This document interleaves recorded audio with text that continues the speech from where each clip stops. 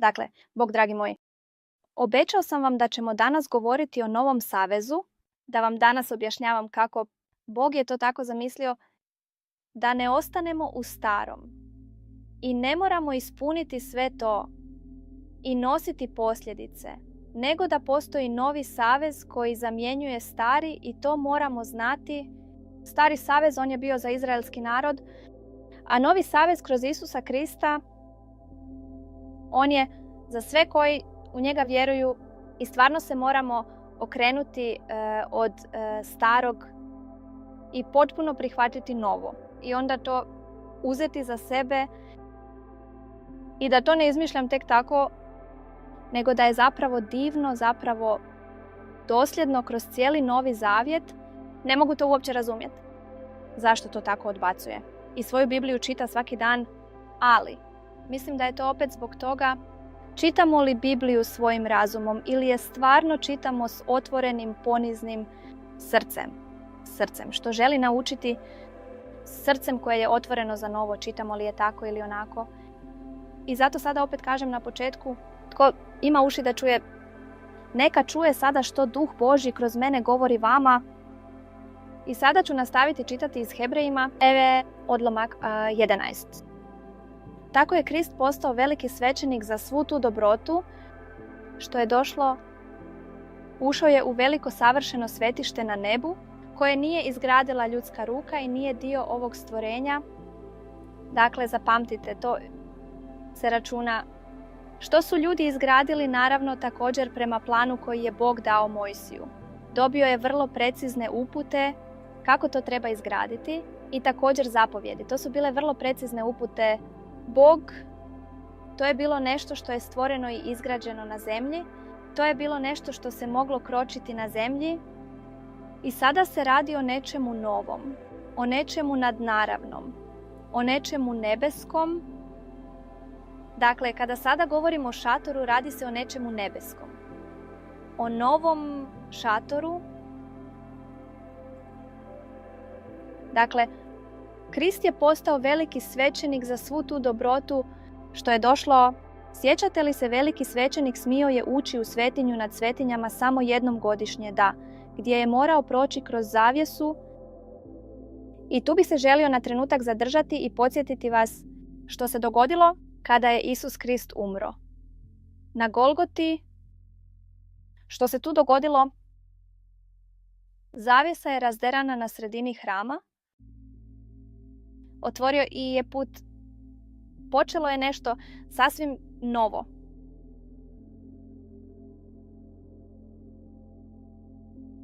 Tako ušao je u veliko savršeno svetište na nebu, koje nije izgradila ljudska ruka i nije dio ove kreacije. Samo jednom je donio krv u onu svetinju. Nad svetinjama, koja u krv? Što mislite, koju krv je donio Isus, naš veliki svećenik? Točno. Njegova krv, ali ne krv jaraca i teladi, nego svoju vlastitu krv kroz koju nam je donio spasenje, koja vrijedi za sva vremena. Ranije se moglo posvetiti krvlju jaraca i bikova ili s pepelom mlade krave, očistiti tijelo čovjeka od ritualne nečistoće. Zaista je bilo tako. Ne znam, mogu li vam sada sve to pročitati? Želim da. Samo vrlo kratko. Mozes, na primjer, kada im je dao Božji zakon, zatim je uzeo krv teladi i jaraca zajedno s vodom i poškropio knjigu zakona. Bog, a onda i cijeli narod uz pomoć od isopa, druha i grimizne vune. Dakle, on je narod i savez, ovu knjigu, saveza, zakone, sve je poškropljeno ovom krvlju. To je jedno. Tako reći, ovo. Jedno bi trebalo simbolizirati i ova krv, pečati savez koji je Bog sklopio s vama i na isti način poškropio je sveti šator. I sve što se koristilo za Boga, na kraju možemo reći da je prema zakonu, prema starom savezu, gotovo sve očišćeno poškropljenjem krvlju. Bez prolijevanja krvi nema. oprosta grijeha, to možete ovdje pročitaj gore, to stoji u Hebrejima 9 stih 22b. Tako, krv, bez krvi nema oprosta grijeha. I upravo sam vam to još jednom prikazao što je zapravo bila ta ceremonija i kakvo je duboko značenje imala s krvlju. Dakle, i sada se opet vraćamo natrag Kristu, savršenoj žrtvi. Dakle, ovdje smo upravo mogli pročitati da poškropljenje krvlju jaraca i bikova ili pepelom mladog vola da bi se ljude očistilo od ritualne nečistoće, koliko ne više. I sada obratite pažnju koliko više može onda krv Kristova djelovati, jer snagom Božjeg vječnog duha. Krist je donio samoga sebe, Bog kao savršena žrtva za naše grijehe. On oslobađa našu savjest tako što nas opravdava od naših djela. To su mogli ti drugi rituali poškropljenja krvlju koji su imali i duhovno značenje. Ali to nisu mogli jer jednostavno nisu bili živi. I Bog, to također stoji na drugom mjestu u Bibliji, napisat ću vam to ovdje. Bogu to nikada nije bilo drago. Žrtvovanje, sve žrtvene darove, cijelo prolijevanje krvi životinja, to mu se nije svidjelo. Sada se možda neki pitaju zašto je to onda tako smislio. Sve to je slika novog, sve to treba pokazati koliko su ljudima to potrebno, žrtva Isusa Krista. To treba pokazati koliko je to nužno. Da to ne prođe pored nas, da nema drugog rješenja. Kada se ljudi trude koliko god mogu i kada su dobri i kada sve dobro ispunjavaju i kada sve tako dobro radi i drži se svih pravila, nikada to neće uspjeti. Potrebna je ta jedna savršena žrtva koju je on podnio. I Bog to nije odlučio tek sada. Rekao je plan A, stari savez nije funkcionirao. Zato sada dolazi novi gospodin, plan B. Ne. To je bio njegov plan od samog početka, ali budući da je on Bog odnosa, onda ne odlučuje sve sam i ne stavlja nam nešto preko, nego dolazi k nama, želi nam to pokazati, želi nam pokazati kakve posljedice ima kada idemo bez njega, kada živimo bez njega. Želi da to vidimo. Nije samo to da su ljudi to doživjeli u Starom Savezu, već da to možemo vidjeti i čitati. I sada često sam, dakle, kada sam to pročitao, razmišljao, moj Bože, bilo je to teško za njih pridržavati se svega toga, držati se svih tih zapovjedi. I kako je bilo čudno čitati o posljedicama ako se niste pridržavali. Što se onda događa jest, bilo je to krvavo. Tamo se vidjela smrt, vidjela se kazna. I sada u međuvremenu sam shvatio da tu uopće nije riječ o Bogu. Zato je to bilo ne kažnjavati ljude, već kažnjavati grijeh. Grijeh je toliko razoran da uništava i ubija ono što mu je najdraže. A to su ljudi. Dakle, cijela stvar, to se zapravo odnosi na grijeh. O tome se zapravo radi da je Bog svoje najdragocjenije, zato što je Bog saveza, želi zaštititi zemlju od toga, ali također da ga ne vodi kao marionetu, jednostavno svuda nas vodi, gdje on želi i oko toga vodi, već da nam Bog kroz svoju ljubav omogućava biti slobodna individua i također samostalno odlučivati i primijetiti, wow, osjećam tvoju ljubav i wow, želim biti jedno s tobom. Bog ti dolazi i kaže, sada ćeš biti jedno sa mnom i sada ću s tobom raditi ono što ti treba raditi i znam što je sve dobro za tebe i nemaš šanse da to odlučiš sam. Nije takav, nikada nije bio takav i nije takav. Već voli, a ljubav nikada nije manipulativna.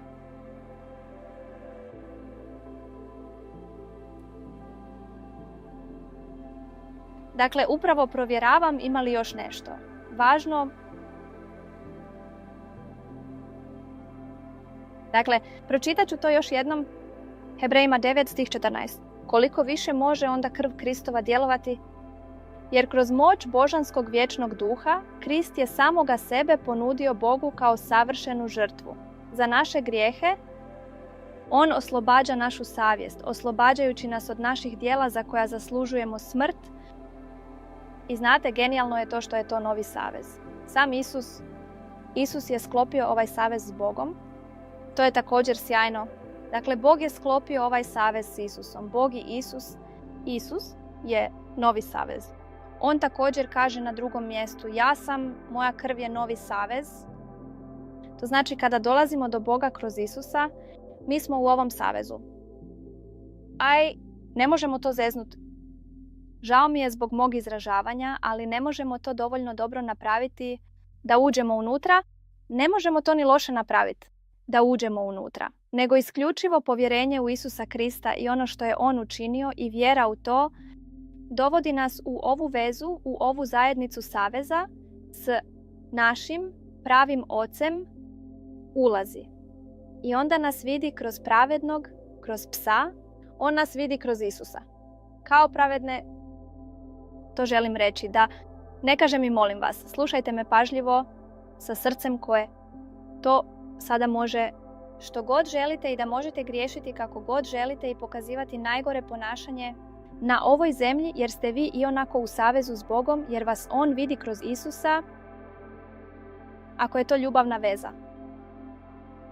Zatim, ako i ti voliš, onda ovu ljubav uzvraćaš i kada uzvratim ljubav prema Isusu Kristu, tada ne griješim namjerno. Kada vidim i kada sam voljen od njega i znam da me voli, tada to ne radim namjerno. I Biblija kaže, ako padnete u grijeh i obratite se i činite zlo, tada je On, Bog saveza, vjeran i pravedan i oprašta. I znate li mjesto gdje piše da nam je oprošteno? Time se ne misli samo na ono što sada radim. Sada upravo radim, nego se time misli na sve što je bilo. Sve što jest i što će još doći, jer kada jednom uđem, onda jesam i onda ostajem tu. Postoji samo jedan način da se iz toga izađe, kada se odrekneš svoje vjere, kada kažeš ne vjerujem više u Isusa Krista, ne vjerujem više u Boga Oca, odričem se te veze. Tada Bog je i dalje vjeran i pruža ruku i kaže sine ili kćeri vratite se, ali ljudi imaju slobodnu volju, to znači može se odlučiti u bilo kojem trenutku, može otići ili ostati i uživati u tome. I kada shvatite ili kada se samo u najmanju ruku možete zamisliti što to zapravo znači, dakle tko je onda tako glup, oprosti kada to kažem, kako izaći iz takve veze?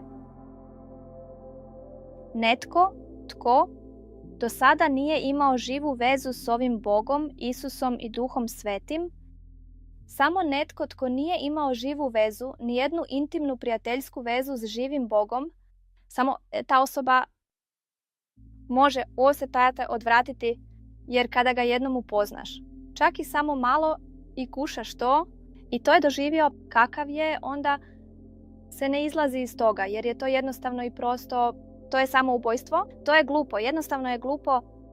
Ne mogu to trenutno drugačije izraziti. U redu, iz tog razloga je On, Isus Krist, posrednik novog saveza između Boga i ljudi, kako bi svi koji su pozvani mogli primiti vječno nasljeđe koje im je Bog obećao, jer Krist je umro da ih oslobodi kazne za grijehe koje su počinili u vrijeme prvog saveza. Ako netko umre i ostavi oporuku, nitko ne dobiva ništa prije nego što se ne dokaže da je autor ove oporuke, naime što je stvarno mrtvo, oporuka. Nasljedstvo stupa na snagu tek tada kada je osoba umrla. Oporuka, da to piše, stupa na snagu tek nakon smrti onoga tko ju je napisao. dokle god je on još živ, nitko to ne može potraživati za sebe. Dakle, ovaj novi savez, naime, Isus Krist, on će kao oporuku, tako se to može opisati, i stari doista propada s novim. To se spominje na toliko mjesta da novi savez zamjenjuje stari. Bog se više ne drži starog. Kakva bi to bila ideja? On daje svog sina da bismo imali potpuno otkupljenje. Također o svim tim stvarima koje su morali poštovati. I onda bi taj Bog trebao reći morate to ipak poštovati. Isus je zapravo umro i zbog toga, i da, to ima nekog smisla. Ne. Novi savez zamjenjuje stari i molim vas, ne zaboravite, stari savez bio je samo za narod Izrael. Tako, zato je prvi savez morao biti zapečaćen krvlju kao dokaz smrti. To sam vam ranije ispričao. Sada dolaze stihovi od 19. do 22. oprost grijeha kroz krv, gdje se radi o ovom posipanju i gdje postaje jasno da se oprost grijeha može dobiti samo kroz proljevanje krvi. Sada ću nastaviti s 23. stihom, zato je zemaljski, to je šator i sve što on sadrži. Obrazi onoga što je na nebu bit će očišćeno krvlju životinja. Što je zapravo u nebu mora biti očišćeno boljim žrtvama nego krvlju životinja. Jer je Krist otišao u nebo sam. Otišao je s kaležom gdje je bila njegova krv. Otišao je Ocu i predao to Ocu. Nakon što se žrtvovao za nas. Da bi se sada zauzeo za nas pred Bogom, nije ušao u zemaljsko svetište, jer je to bilo samo slika. To je opet ono što sam vam rekao, sjena novog. To je bila samo slika pravog hrama na nebu. Nije otišao u nebo da se neprestano žrtvuje samo. Kao zemaljski svećenici koji svake godine ulaze u svetište i žrtvuju krv životinja, da je to bilo potrebno, morao bi umirati iznova i iznova od stvaranja svijeta, ali došao je jednom zauvijek na kraju vremena da slomi moć grijeha svojom žrtvenom smrću za nas. Došao je da slomi moć grijeha. Rekao sam vam malo prije, radi se o grijehu, da slomi moć grijeha. Kako je grijeh uopće ušao točno kroz početak, gdje su se ljudi odlučili ne radimo ono što Bog kaže, nego radimo ono što mi smatramo ispravnim. Tako je grijeh ušao i Bog kaže grijeh koji donosimo kroz smrt. Zmija je rekla što? To nije točno. Grijeh je podmukao. Grijeh je podmukao i ne pokazuje nam odmah svoju cijelu pokvarenost. Grijeh obično izgleda prekrasno i primamljivo. I onda je čovjek sklon reći trenutak, pa to uopće nije loše. Pogledaj malo, to je stvarno lijepo. Ali, kada se ovdje ponovno odlučimo i vidimo, i zapovjed je zapravo tu. Za grijeh piše Biblija na drugom mjestu da bi vidjeli što je grijeh. Kad ne bi bilo zapovjedi, 10 zapovjedi, ne bismo mogli reći što je grijeh zapovjed. I to piše Biblija i u Novom Zavjetu piše da je zapovjed za grijeh, za bezakonite, za one koji čine loše stvari. Za njih su zapovjedi tu, da vide da je grijeh ono što rade. Grijeh, zakon nije tu za nas. To je također nešto važno što sada možete uključiti, možete razmišljati o tome u svom srcu. Prvo, stari savez je samo za narod Izraela. Drugo, zakon je za grijeh da biste prepoznali da griješite. Ali ja, kao nov stvoren u Isusu Kristu, obnovljen vjerom u njega, na njegovu krv, u novi savez. Više ne plivam u starom rumu. Ako je Isus dao svoju krv za mene, više ne plivam u starom rumu. Onda je moć, grijeh je za mene slomljen. To piše ovdje. To piše, došao je jednom zauvijek na kraju vremena da slomi moć grijeha. Svojom žrtvenom smrću za nas. Čak i moć grijeha i smrti. To znači kada uđem u njega, onda sam u savezu, u novom savezu s Bogom. Što onda još želim u starom? Znači, trebam li onda opet izaći van i u starom da li mogu nešto od Boga postići vlastitim naporima ili pregovorima? Ako je Isus Krist sve platio za mene i to je tu, zašto se onda opet osvrćem nazad? Gledam naprijed, gledam prema križu, gledam prema Isusu, gledam prema onome koji je za mene ušao u svetinju nad svetinjama svojom đom krvlju. I to jednom zauvijek razbio je za mene i za sve ljude koji u njega vjeruju. Što si to još zamišljam? Kao čovjek morao bih slijediti neke odredbe iz Starog saveza kada je sve to preuzeo na sebe i dao sebe, a zavjesa je razderana. A put je čist.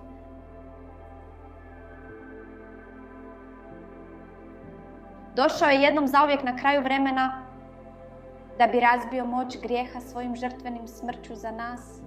Dragi moji, ako vjerujete u njega, grijeh nema. Moć više. O vama, osim ako ih ne predate grijehu, i znate li što to radi? Time što kažete, pa ja to sve još malo potpirujem, ja to sve još malo miješam. Ako ne prepoznate što. Križ znači, sve to mora značiti za tebe. I moraš pustiti staro i gledati samo na njega. I samo na ono što je on učinio. Pogledaj. I ne moraš više ništa raditi. Da bi bio pravedan. Jer on je jedini pravednik koji je stao za tebe i koji ulazi za tebe. I baš tako sada nastavljam sa stihom 27. I baš kao što je određeno, svaki čovjek umire. Samo jednom, na što slijedi sud. Krist je također umro. Samo jednom kao žrtva da bi uzeo grijehe mnogih ljudi, umro je kao čovjek. Došao je kao čovjek, došao je na ovaj svijet ispunjeno s Duhom Svetim. Otišao je na križ i umro za nas. Jednom kao što i mi ljudi umiremo, jednom. Razumijete li ovo duboko značenje u ovoj usporedbi koji vam upravo ovdje dajem? On će se ponovno vratiti, Isus će se ponovno vratiti. Ali ne još jednom zbog naše krivnje, nego će donijeti spasenje svima onima koji nestrpljivo čekaju njegov povratak,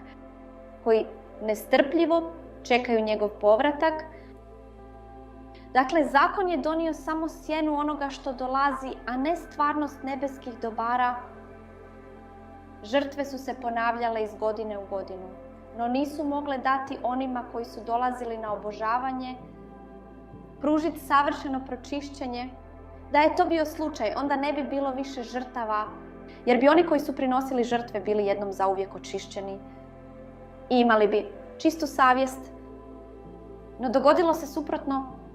Godišnje žrtve podsjećale su ih iz godine u godinu na sve njihove grijehe i to je poanta. Cijela ta stara stvar, stara točka, sve te stvari podsjećale su vas toga, onoga što si napravio. Nisu oslobodili savjest, očistiti. I novi Isus Krist, ako vjeruješ u njega i vjeruješ da te očistio, svojom žrtvom imat ćeš čistu savjest. Ti ćeš Isuse reći mir, njegov mir, ne mir koji svijet daje. Njegov mir dolazi u tvoje srce. Bit ćeš ispunjen dubokim mirom i njegovom ljubavlju.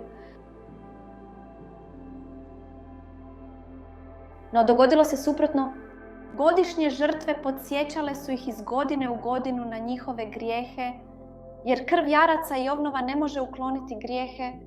Zato je Kristus rekao, kada je došao u svijet, i upravo sada imate biblijski stih o kojem sam vam ranije govorio, da ću vam to zapisati. To stoji u Hebrejima 10, od 5. stih. Nisi htio žrtveni darove, ali si mi dao tijelo. Nisi imao radosti u paljenicama ili u drugim žrtvama. Tada rekoh, pogledaj, došao sam da ispunim tvoju volju. O, Bože, kao što je napisano u tvojoj knjizi o meni, Dakle, možemo čitati od 9. stiha, Isus ukida prvi savez da bi uspostavio drugi. Molim vas, vjerujte u to i prihvatite to i ostavite staro. Ne možeš novi vino uliti u stare mješine, jer će inače puknut. I kažem vam, vaš Krist će se raspasti. Bit ćete obeshrabreni i razočarani Bogom ako mu se i dalje obraćate na ovaj stari način. Ako se još uvijek pregovarate s njim. Bože, dajem ti svoju 10 od svega i za to me blagoslovi. Dragi moji, kroz Isusa Krista ste blagoslovljeni sa svim duhovnim blagoslovima. Ako ćemo biti potpuno precizni, ne može se ni reći Bog te blagoslovio, Bog te blagoslovio. Ne može se to reći, ne može se to barem reći Kristu, jer jedan Krist postoji, da, već blagoslovljen. Kada kažem Bože blagoslovite, onda zapravo ponovo stavljam Boga u takvu poziciju da još uvijek mora nešto učiniti i dati. Kada piše, on se dao samog sebe, on je dao sve i to je ispunjeno, tada mu više ne mogu pristupiti na ovaj ugovorni način. Ovo ne ide, ne mogu ići u crkvu, zapaliti svijeću i moliti Boga za nešto. I zato što sam se sada tako ponizno pokazao i ispunio svoju službu Bogu u nedjelju, kako sada Bog reagira na to. Ili drugi primjer, postim sada, nemam ništa protiv posta. Post je važan, to također moram naučiti. Usput, što sam htio reći, ne mogu ništa učiniti da bih bolje stajao pred Bogom, ili da dobijem nešto od njega, ili da Bog učini nešto za nekoga iz moje obitelji, da je totalno prljavo. To ne funkcionira. To je pogrešan način. I bit će stotine milijuna Krista koji na ovaj način ne prestaju komunicirati s Bogom i jednostavno su frustrirani. Jer se čini da ne čuje molitve. Ali nije u tome stvar što Bog radi, nego se radi o tome što je učinio kroz Isusa Krista. I zato se radi o tome to zgrabiti i shvatiti. Napokon vidjeti ovaj stol koji je ispred nas. On je postavio stol u prisutnosti naših neprijatelja koji je prepun sa svime što nam treba, sa svim resursima koji su nam potrebni. Mogu potpuno izbaciti molitvu za pomoć. Potpuno. To zapravo molim samo kada sam nekako emocionalno u lošem stanju i kada sam na svojoj tužnoj zabavi. Mogu izbaciti molitvu za pomoć. Kada sam shvatio da je Isus Krist učinio sve za mene, onda svoje srce napravim s njegovim. Kada, na primjer, razmišljam o osobi koju volim, kojoj nije dobro, onda dolazim do njegovih nogu, sjednem i kažem, Gospodine, što misliš? U ovoj situaciji sjedinjujem svoje srce s njegovim jer želim vidjeti što on želi. Jer ne dolazim s tim svojim sažaljenjem na ljudski način. Tebi je tako loše i bla bla bla, jer to osobi uopće ne pomaže. Sažaljenje. I samo sažaljenje drže osobu u njenoj ulozi žrtve. Želim vidjeti što Bog vidi. Želim čuti njegovo srce o toj osobi. I tada mogu biti plodna i ići naprijed. I može činiti svoja djela na toj osobi. Ako to dopustiš, jasno. Tako, mislim da je to sada već bilo prilično puno i upravo smo na 30 minuta. Želim da to pustite da odstoji, da uzmete Bibliju i da je otvorite. Ako želite, cijela poslanica Hebrejima do 10. poglavlja je usporedba staroga i novoga. Cijela pisma apostola Pavla, uvijek kada Pavle o tome govori, o tajni što mu je Bog otkrio i što je onda također objavio židovskom narodu i naravno i poganima, je objavio, to je za njega također bilo potpuno novo. Bio je učen, bio je Židov, sve je to znao napamet i proučavao. I sada je od Boga dobio ovo otkrivenje o novome i imao zadatak da to također širi. To je sigurno bilo stvarno nevjerojatno za njega. Ali On je to super napravio i to možete, kao što sam rekao, pročitati u cijelom Novom Zavjetu. Tada govori o ovom životu u Kristu i o toj punini. I što to znači živjeti u tim blagoslovima? Imamo obećanja i na njih su čekali, oni to sami nisu ni doživjeli, nego tek onda sljedeća generacija nakon njih. I sada smo kroz Krista preuzeli nasljedstvo. Možemo živjeti u punini i ne zaboravite, ako sada kažete to ja ne doživljavam, ali sada onda to zapravo nije do Boga nego do vas. Morate dopustiti Svetom Duhu da vam otvori riječ i tada ćete dobiti spoznaju o stvarima koje do sada niste prepoznali. I ne govorim to s oholosti, nego to jednostavno kažem s radošću u svom srcu, jer sam i ja mogao mnogo toga. Sada shvatiti i zgrabiti, i tu dolazi još mnogo više, jer Biblija je poput blaga. Da, bez dna, da tako kažem, dakle bez ograničenja. Njegova riječ, ne samo Biblija, nego i njegova živa riječ. To je poput riznice, tamo ima svega u punini, to se prelijeva, nema kraja. I to uvijek tako lijepo čitamo, ali mi to ne zgrabimo jer se još uvijek držimo starog. I to je danas moj akcijski korak za vas, da se odlučite. Pustiti staro, da počnete razumjeti i možda se i sami informirati i ponovno pogledajte što je ovaj savez, kako to ima značenje za sebe, koja je razlika u odnosu na ugovor, zašto sada više ne mogu pregovarati ili cjenkati se s Bogom. I on mi onda daje nešto za to, kada učinim nešto određeno ili se ponašam na određeni način. Koja je razlika? I mogu vam odgovoriti da, već sada.